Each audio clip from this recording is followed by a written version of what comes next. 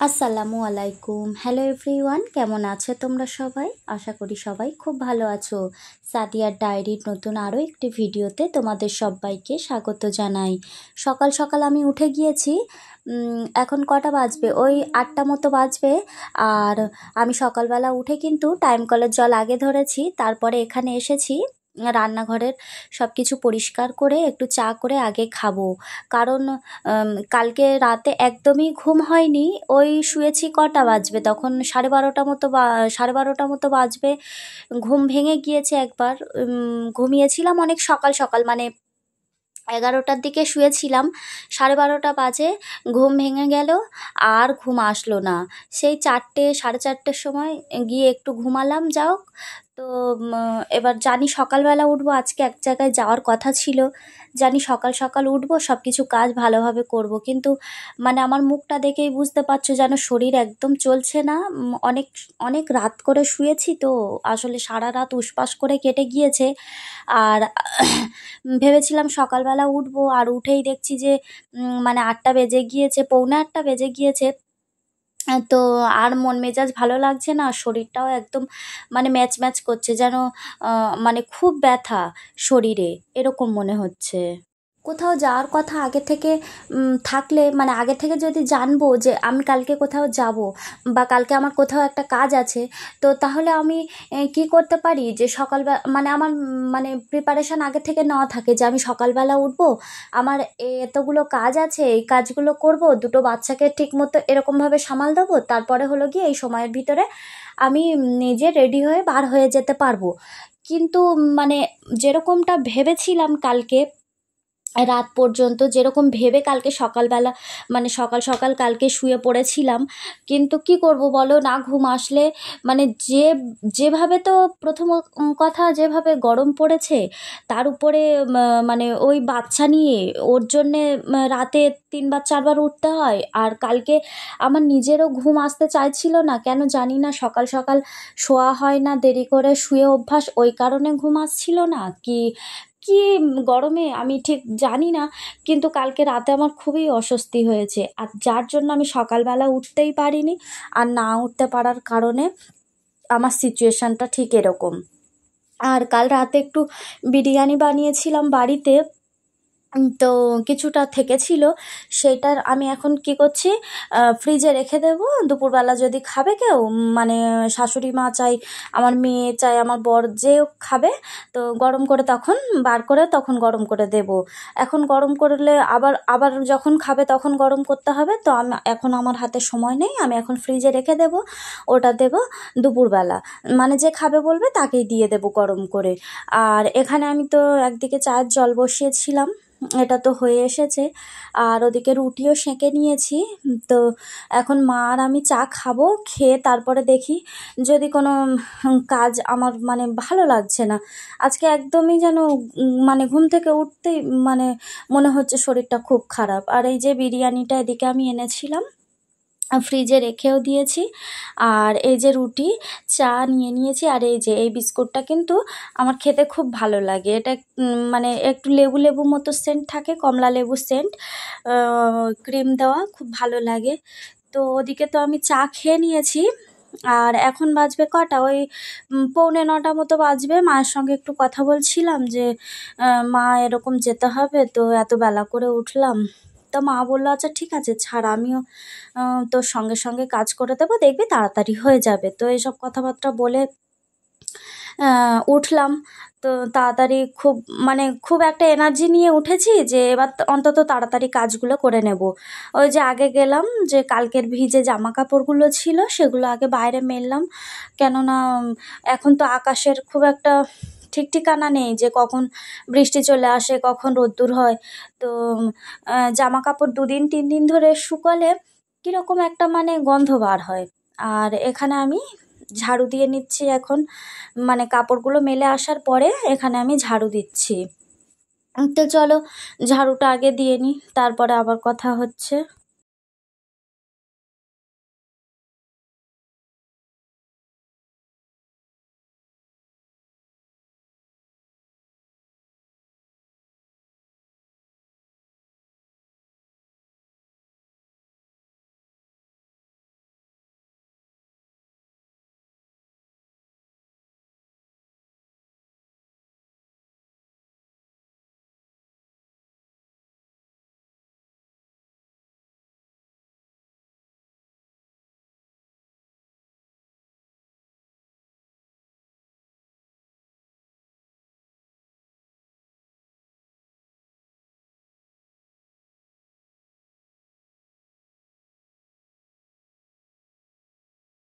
আর ওখানে ওই যে কথা বলছিলাম, মানে আমার শ্বশুরমশাই ঘুম থেকে উঠেছে।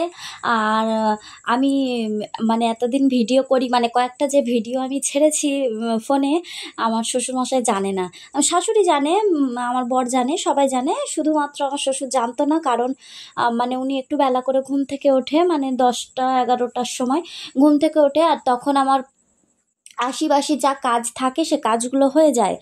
আর হয়ে যাওয়ার পরে এবার আমি আমার ফোনটা নিয়ে, এই যে আমার রান্নাঘরের সামনে যে উনুন আছে, মানে মাটির উনুন তো আমার ঘরের সামনে আছে, আমি এখানে রান্না করি বা গ্যাসে রান্না করি, রান্নাঘরের ভিতরে বা আমার ঘরে আমি ভিডিও করি। আর তো বাইরে সেভাবে ভিডিও করা হয় না। আর উনি মানে সকালে উঠে একটু যেই বাইরে থেকে মানে একটু বাথরুমে যাওয়ার জন্য যে প্রয়োজনটুকু হয় সেইটুকু উনি দাবা থেকে নিচে নামেন। ওনার তো মানে উনি খুবই অসুস্থ, ওই জন্য করে উনি তেমন একটা বাইরের দিকে আসে না। আর বাইরের দিকে আসে না বলে আমি কখন কি ভিডিও করছি না করছি উনি জানে না। আর এতদিন পরে সবে মানে আমি স্টিকে ফোনটা লাগিয়ে ঝাড়ু দিচ্ছিলাম, উনি দেখে আমাকে জিজ্ঞাসা করছিল যে এটা কি, কি হয়, কি করো। আর ওই জন্যেই আমার শ্বশুরের সঙ্গে দাঁড়িয়ে দাঁড়িয়ে কথা বলছিলাম যে আমি এটা করি, এরকম এরকম ব্যাপার। তো এবার আমি ভাবছিলাম যে আগে রান্নাটা বসিয়ে দিই, আগে রান্নাটা বসিয়ে দিই, তারপরে আর কাজ করি। কিন্তু মানে কোন দিক থেকে শুরু করব আর কোন দিক মানে কোথায় গিয়ে শেষ করব আমি নিজেই জানি না। দেখো, আগে উনুনটা ভালো করে লেপে নিয়েছি, লেপে নিয়ে ফ্রিজ থেকে একটা মাংসের প্লাস্টিক বার করে নিয়েছি। আর কয়েকটা উচ্ছে বার করে নিয়েছি, কারণ আমার শ্বশুরমশাই বেশি মাংস খেতে পছন্দ করেন না। আর হলো গিয়ে মাছও 2 দিন 3 দিন উনি পর পর খেতে পছন্দ করে না। একটু সবজি টবজি হলে দুটো ভাত খায়। আর এখানে মা সকালবেলা ডাল নিয়েছিল, ওই যে ঝাড়ু দিচ্ছিলাম যখন তখন, তো ডালটাও ঢেলে নিলাম, অল্প হয়ে গিয়েছিল ওই জন্যে। আর এখানে আমি উনুনটা ধরিয়ে দিচ্ছি। ভাবছিলাম মানে ওই যে সবজি টবজিগুলো বার করছিলাম আর ভাবছিলাম যে কোন কাজটা আমি আগে করব, মানে কোনটা আমার করলে প্রথম বেশি সুবিধা হবে। তো সব কিছু ভেবে ঠিক করলাম যে যাক, আগে ভাতটা উনুনে বসিয়ে দিই, ভাতের জলটা ততক্ষণ পর্যন্ত গরম হবে, তারপরে আমি বাসনগুলো ধুয়ে নেব। আর এদিকে শাশুড়ি মা মানে ওপার থেকে ছাগল আমাদের যে পাতা টাতা খায়, তার তো অনেক ডালপালা থাকে। তো ডালপালাগুলো ওদিকে দেওয়া ছিল শুকোতে, তা শুকিয়ে গিয়েছে। এবারে মা বসে বসে ডালগুলো আমার পরিষ্কার করে দিচ্ছিল, তো আমি পাশ থেকে আর কয়েকটা ডাল এনে আর মায়ের কাছে দিয়েছি। কিন্তু গিয়েছিলাম বাসনগুলো ধোয়ার জন্য, ওখানে কলের পাড়ে যে মা আছে ওখানে কথা বলতে বলতে বাসনগুলো ধোয়া হয়ে যাবে। আর এদিকে ঘরের ভিতর থেকে আমার ছেলে ঘুম থেকে উঠে কান্নাকাটি জুড়ে দিয়েছে, খুব জোরে জোরে চেঁচাচ্ছিল। তো আমি আসলাম, এসে একটু কোলে টোলে নিলাম, একটু ভালোবাসলাম, একটু খাওয়ালাম। তো ওই ওই যে পা নাড়াচ্ছে, মানে ও তখনও কিন্তু কাঁদছিল, তখনও মানে থাকবে না ও, মানে শুয়ে থাকবে না, আসল কথা এটা, যে ও যাই হোক না কেন কোলে থাকবে। হ্যাঁ, এটাই বলতে চাচ্ছে। তো আমি তো কথা বলছি ওর সঙ্গে, এই যে বিছানা তুলছিলাম কিন্তু সারাক্ষণ ওর সঙ্গে কথা বলেই গিয়েছি। আর আমি যতক্ষণ না ঘরে ছিলাম, আমার মেয়ে কিন্তু ওকে দেখছিল, ও যতক্ষণ ঘুমাচ্ছিল ততক্ষণ ঠিক ছিল, ঘুম যেই ভাঙলো তো কান্নাকাটি শুরু, মানে আমার কাছে কেউ এসো। আর ছোট বাচ্চাদেরও পছন্দ নয়, মানে বড় কেউ ওর কাছে থাকতে হবে। আর ওই যে আমি কাজের ফাঁকে ফাঁকে ওকে একটু একটু করে কোলে নিচ্ছি, কিন্তু কি করব বলো, মানে মাথা কাজ করছে না যে আমি আগে কি করব। আর সেভাবে মানে যেদিন আমার একটু বেশি কাজ থাকে বা আমার কোথাও যাওয়ার থাকে, সেদিন কিন্তু আমার ছেলে বলো বা আমার মেয়ে বলো, মানে জ্বালাতনটা যেন একটু বেশি করে। এমনিতে ওরা কিন্তু খুব একটা জ্বালাতন করে না, শান্তশিষ্ট হয়ে থাকে। আর যখন কোথাও যাওয়ার কথা হবে বা যখন একটু তাড়াতাড়ির কাজ থাকবে, আমার আজকে একটু বেশি কাজ এরকম মনে হবে, তো সেই দিন দেখবো যে মানে আমার মনে হয় কি অ্যাকচুয়ালি করে জানি না, কিন্তু আমার মনে হয় যে সেদিন যেন ওরা একটু জ্বালাতনটা বেশি করে। আর এখনো পর্যন্ত কিন্তু ও কাঁদছে। আর আমি ওই ওর সঙ্গে এই কথা বলে বলে বিছানা ঠিক করছি। আর যতই কাজ করছি কিন্তু ওর সঙ্গে থেকে থেকে কথা বলতে হচ্ছে, আর ওই মাথা উঁচু করে করে দেখছে যে ওর সঙ্গে কথা বলছি কি না। তো এত কথা বলে হলো না। তো শেষে এবার কি করব আমি, আমার তো এত কাজ পড়ে রয়েছে, তো ওকে এই গাড়িতে বসিয়ে দিয়েছি। কিন্তু আরও একটা কথা, এই যতক্ষণ পর্যন্ত এই লাল লাল আলো জ্বলছে আর যতক্ষণ ওতে গান হচ্ছে ও ততক্ষণ একটু হাসছে, একটু চুপ করে থাকছে। আর ওটাই কতক্ষণ হয়, 30 সেকেন্ড হয়তো হবে।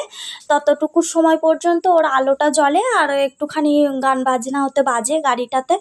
তারপরে আবার ওটা বন্ধ হয়ে যায়, আর যখনই বন্ধ হয়ে যায় ও আবার কাঁদে। মানে বিরক্তকর ব্যাপার একটা আজকে ছিল।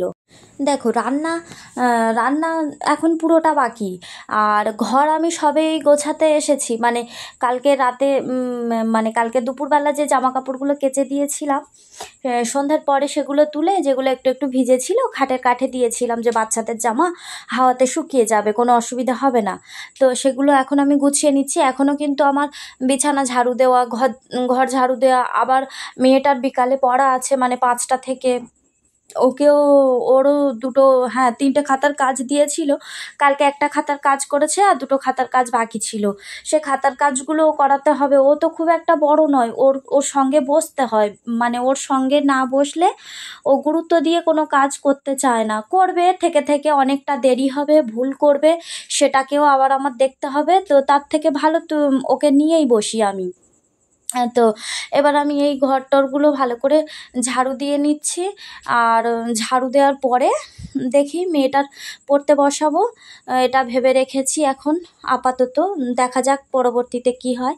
আর এখানে ওই যে গাড়িটাতে বসতে চাইছে না বলে আমি কি করেছি, গাড়িটা ভালো করে আবার মুড়ে রেখে দিচ্ছি সোফার উপরে, যে পরে আবার যদি জ্বালাতন করবে তো তখন বসাবো ওই গাড়িটাতে। তো এখন আমি ঝাড়ু দিয়ে নিচ্ছি, আর আমার মেয়েকে আমি বলছি, বাবু তুই কিছু খেয়ে নে। সকালবেলা উঠেছে, তখন কটা বাজবে, ওই 9:30 মতো বাজবে। উঠেছে তখন থেকেই আমি ওর পিছনে বকে যাচ্ছি যে কিছু খা, কিন্তু এখনো পর্যন্ত শুধু একটু জল ছাড়া কিছু মুখে দেয়নি।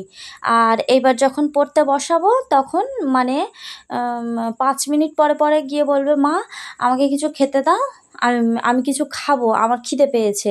মানে মানে জ্বালাতনেরও একটা সীমা থাকে, কিন্তু এরা একদম মানে সব সীমা পার হয়ে যায়, এরকমটা যেন মনে হয় যখন আমার কোনো কাজ থাকে। তখন তো মানে কি বলবো, সহ্য করতে পারছি না যেন। আর আজকে এত সকাল থেকে মানে সকাল সকাল উঠতে পারিনি বলে মানে মাথাটা যেন গরমই হয়ে রয়েছে। ওকে বুঝিয়ে দিলাম যে কি কাজ করবি না করবি। দেখো উনুনের কাছে আমি ভাতের ফ্যান ঝাড়ানোর জন্য এসেছি, নিজের খাতাটা নিয়ে এখানেও চলে এসেছে। মা আমার আর একবার বুঝিয়ে দাও। এক্ষুনি কিন্তু আমি ঘর থেকে বুঝিয়ে দিয়ে এসেছি যে বাবু এরকম এরকম করে কাজগুলো কর, এখন এই কাজটা কর, আমি আসছি ভাতের ফ্যানটা ঝাড়িয়ে। আর এখন পর্যন্ত কিন্তু আমার কোনো সবজি কাটা হয়নি। মেয়েকে পড়তে বসিয়ে বাসনগুলো ধুচ্ছিলাম ভাত বসিয়ে। তো এবার আমি এই সবজিগুলো কেটে নিচ্ছি। আর ছেলেটাকেও ঘুম পাড়িয়ে দিয়েছি, মানে ও এত কাজ ছিল, ওকে ভালো করে খাইয়ে আর ঘুম পাড়িয়ে দিয়েছি। আর এখানে এই যে আমি এখানে মাংসের আলু কেটে নিচ্ছি। মাংস আলু দিয়ে একটা পাতলা করে ঝোল করব। আর এই যে এখানে উচ্ছে কেটে নিয়েছি, শ্বশুরমশাইয়ের জন্য উচ্ছেটা ভাজা করে দেব। আর এই যে পটলটা, 2টো পটল উচ্ছের ভিতরে ছিল, আগের দিন বুঝতে পারিনি, 2টো রয়ে গিয়েছিল, একদম নরম হয়ে গিয়েছিল। তাও পয়সা দিয়ে কেনা জিনিস কি ফেলে দেওয়া যায়, ওই জন্য নিয়ে নিয়েছি। দেখি মাংসের ধারে দিয়ে দেব, ওটা তুলে আমি খেয়ে নেব। আমার কি বলবো, দেখতে পাইনি উচ্ছে, মানে পটল আগের দিন রান্না করে দিয়েছি বাবাকে, কিন্তু তখন দেখতে পাইনি। তো এবার ওই যে আলুটা ভাজতে দিয়েছি, মাংসের আলু। আর এপারে আমি মানে সময় নেই তো হাতে, ওই জন্য করে সব একসঙ্গে মশলা দিয়ে, মানে বাড়িতে যা যা মশলা মাংসে ব্যবহার করা হয় সব কিছু একসঙ্গে দিয়ে প্রেসার কুকারে দিয়ে মাখিয়ে আর এটা বসিয়ে দেব গ্যাসে। তাহলে ওদিকে হতে থাকবে আর আমি এদিকে উচ্ছেটা ভাজা করে নেব। আর দেখো রান্না করার পরেও কিন্তু প্রচুর কাজ পড়ে থাকে। যেমন হলো গিয়ে যে রান্না করছি, এইসব বাসনগুলো যে বার হবে সেগুলো, তারপরে হলো গিয়ে আর একবার ঘর দাবা উঠোন সব ঝাড়ু দেওয়া, ছেলে মেয়েদের মানে স্নান করিয়ে দেওয়া, ওদের কিছু খাইয়ে তারপরে তো আমি কোথাও যাব, মানে যেখানেই যাওয়ার প্রোগ্রাম থাকুক না কেন, বাচ্চাগুলোকে তো আগে ঠিকঠাকভাবে মেনটেন করে তারপরে তো আমার যেতে হবে। নাহলে শাশুড়ির একার ভরসায় রেখে আমি প্রথম কথা এত বড় সংসার, 4টে ছাগল, আবার 2টো বাচ্চা, আবার আমার শ্বশুর অসুস্থ, সব কিছুই যদি ওনার হেলায় ফেলে রেখে যাব, উনিও তো একটা মানুষ, তাই না?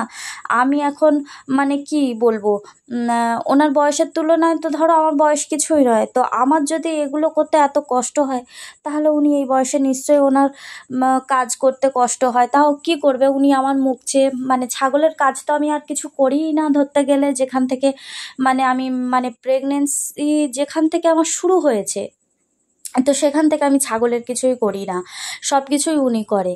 আর দেখো, তোমাদের সঙ্গে কথা বলতে বলতে কিন্তু আমার মাংসটাও মানে সব কিছু মাখিয়ে বসিয়ে দিয়েছি, আর এপারে এই যে আলুটাও ভাজা হয়ে গিয়েছে। এরপরে এই দেবো, আলুটা তুলে নিয়ে আর এতে আস্তে আস্তে উচ্ছেটা বসিয়ে দেব। তাহলে চলো আমি আস্তে আস্তে রান্নাটা করে নিই। আর এই ভিডিওটা তাহলে এই পর্যন্ত। সবাই ভালো থাকবে, সুস্থ থাকবে, সাবধানে থাকবে। আর আমার ভিডিওটা যদি ভালো লাগে, লাইক, কমেন্ট, শেয়ার এবং সাবস্ক্রাইব করে দেবে।